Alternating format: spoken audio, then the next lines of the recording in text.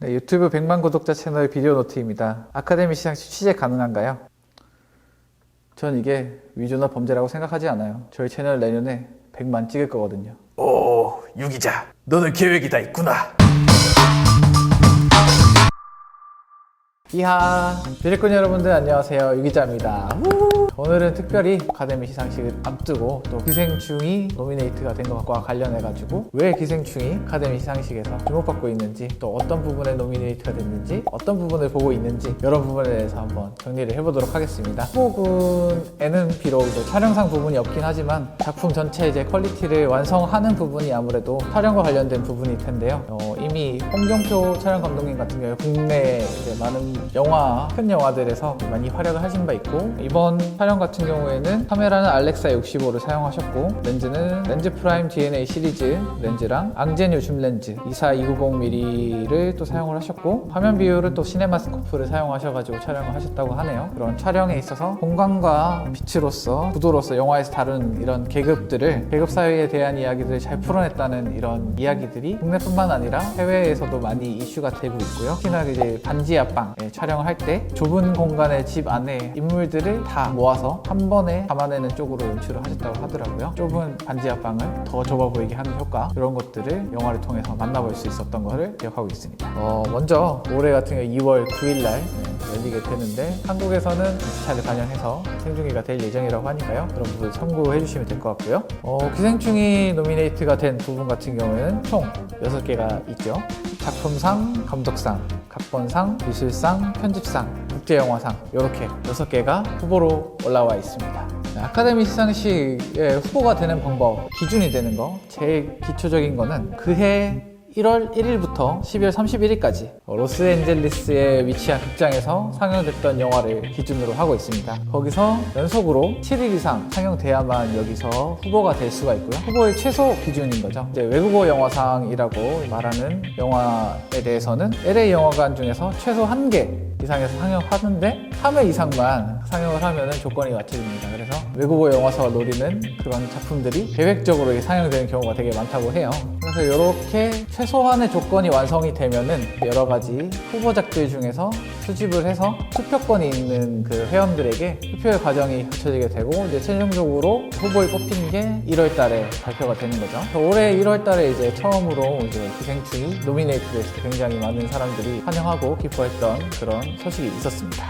아카데미 회원들 같은 경우에는 여러 가지 부문별 투표라는 걸 하게 되는데, 각자가 속한 분야에서 투표를 하게 되고, 예외적으로 작품상만 자기의 그 속한 후보군 제외하고 최대 10순위까지 투표를 진행할 수 있다고 하네요. 올해 같은 경우에는 6개 부문에 노미네이트가 됐다고 말씀을 드렸었는데, 그 중에서도 주목받고 있는 부분이 또 이제 작품상인 것 같아요. 작품상 같은 경우에는 비영어권에서 후보로 오른 게 11번째라고 얘기를 하더라고요. 그리고 실제로는 한 번도 상을 받아본 이력이 없기 때문에, 만약에 봉준호 감독의 기생충이 받게 된다면 아마 이제 아시아권뿐만 아니라 비영어권에 있어서 최초의 수상이 되겠죠. 작품상 후보로는 굉장히 많은 작품들이 있긴 한데, 대표적으로는 이제 포드 페라리, 아이리시맨, 조조 레빗, 조커, 작은 아시드, 결혼 이야기, 1917, 원스 어폰 어 타임 인 할리우드, 그리고 기생충까지 굉장히 굉장한 작품들이 많습니다. 압도적인 작품이라고 볼 수 있는 게 원스 어폰 어 타임 인 할리우드, 1917, 그리고 조심스럽게 얘기할 수 있는 또 기생충이기 때문에 아마 이 세 작품 중에 한 작품이 받지 않을까 조심스럽게 예상을 하고 있고요. 기존에 이제 오스카를 주는 이런 관습들을 깨지 않는 이상은 말씀드린 두 작품이 받지 않을까 싶지만, 혹시나 만약에 요만큼이라도 이제 기존의 관습을 깨려는 그런 움직임이 있다면 기생충도 매력적인 후보가 되지 않을까 싶고요. 그리고 이어서 감독상 후보에는 마틴 스콜세지, 토드 필립스, 샘 맨데스, 쿠엔틴 타란티노, 그리고 봉준호 감독 이렇게 있는데, 누가 받아도 이상하지 않을 그런 라인업이에요. 특히나 올해 같은 경우에는 시상식의 흐름으로 봤을 때 북미 쪽 시상식에서는 이제 봉준호 감독이 굉장히 인기가 많았었고, 최근에 조금 약간 메이저라고 하는 골든글로브와 크리틱스 초이스 어워드에서는 1917 샘 맨데스 감독을 또 선택했기 때문에 반반 이런 느낌인데, 또 어떻게 될지 한번 지켜보게 되는 것 같아요.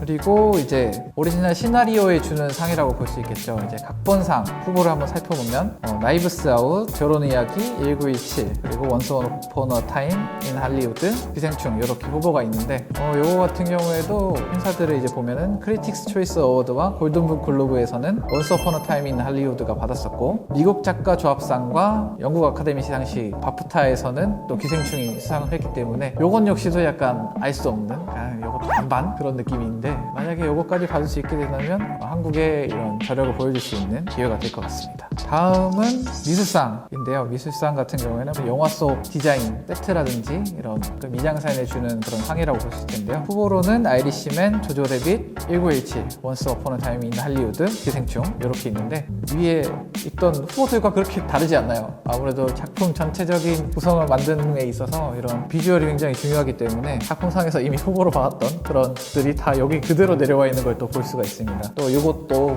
최근에 있는 시상식의 흐름을 또 보자면, 미국 미술감독 조합상에서는 시대극상으로 원스 어폰 어 타임 인 할리우드에 줬었고, 반면에 또 현대극에서는 또 기생충을 줬어요. 그래서 이것도 약간 또 아리까리합니다. 그래서 과연 어떤 거에 줄까, 이거는 좀 더 살펴봐야겠지만, 스카의 경향을 보면은 약간 시대극 좀 좋아하거든요. 그리고 특히나 자기네들이 이야기를 좀 좋아하는 경향이 있어요. 그래서 또 자기네들이 알고 있는 배경과 미술들을 이제 잘 재현해냈다, 이런 느낌에서는 또 원스 어폰 어 타임 인 할리우드가 플러스가 되지 않을까 싶고요. 그리고 기생충 같은 경우는 아무래도 좀 세트 촬영이 좀 많다 보니까 그런 부분들 좀 감안해서 보면 될 것 같습니다. 그리고 편집상 또 후보에 또 올라와 있죠. 영화라는 게 결국 또 편집의 예술이기 때문에 그런 것들을 잘 만들어내느냐, 이런 거에 주는 상이라고 보시면 될 것 같고요. 여기서도 또 낯익은 그런 영화 제목들이 많이 나옵니다.